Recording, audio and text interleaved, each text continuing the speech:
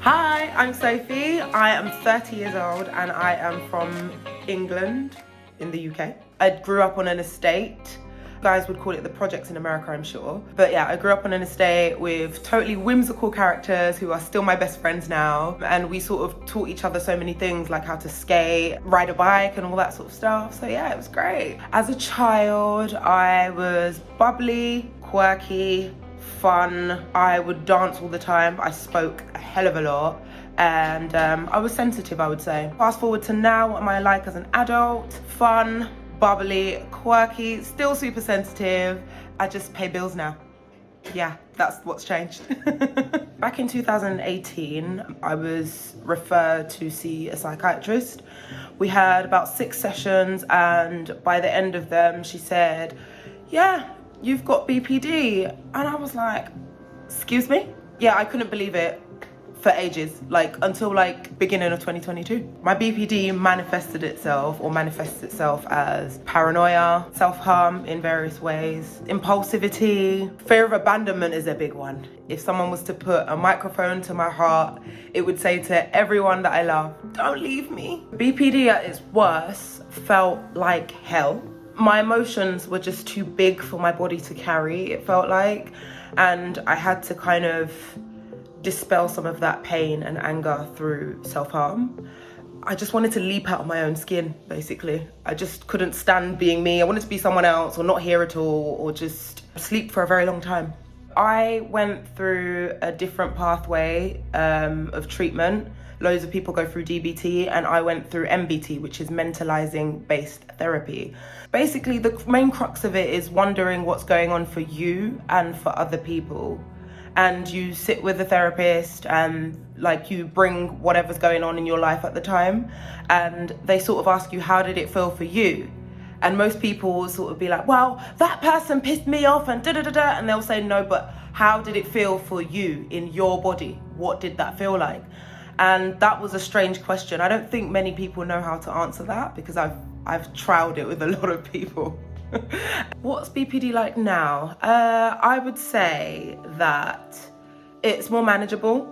I'm able to slow things down. When I get to that stage where everything's too big for my body, I'm able to say to myself, sis, lie the hell down and just breathe for a while, picture your higher self and show up as that bitch. Yeah. Something that I am able to do now that I wasn't able to do before is being present with my daughter and actually being there for her because, yeah, when BPD takes over, that's all that's running the show. So, jobs. Number 1, I do waxing, as in hair removal. And 2, that's in the making, is to train people who are in the mental health sector to basically deliver proper care to people with complex emotional needs.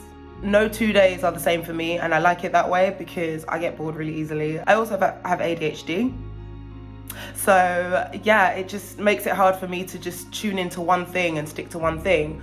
And yeah, what makes me interested in all of these things? Mostly people. That's one thing they all have in common. People. Love giving someone a wax and being like, hey hon, what's going on in your life at the moment? Oh yeah, your boyfriend's a whatever. That's not great. Have you heard of this book? Yeah, I love doing that. Yeah. So I love a hula fit. I'm a hula hooping gal. I love skating, love dancing, wish I could create music. I love singing. I just love everything party, interest, glitz, glam, People often describe my personality as glitter in the air. Do you know what? I really want to do a TED Talk. That would be something.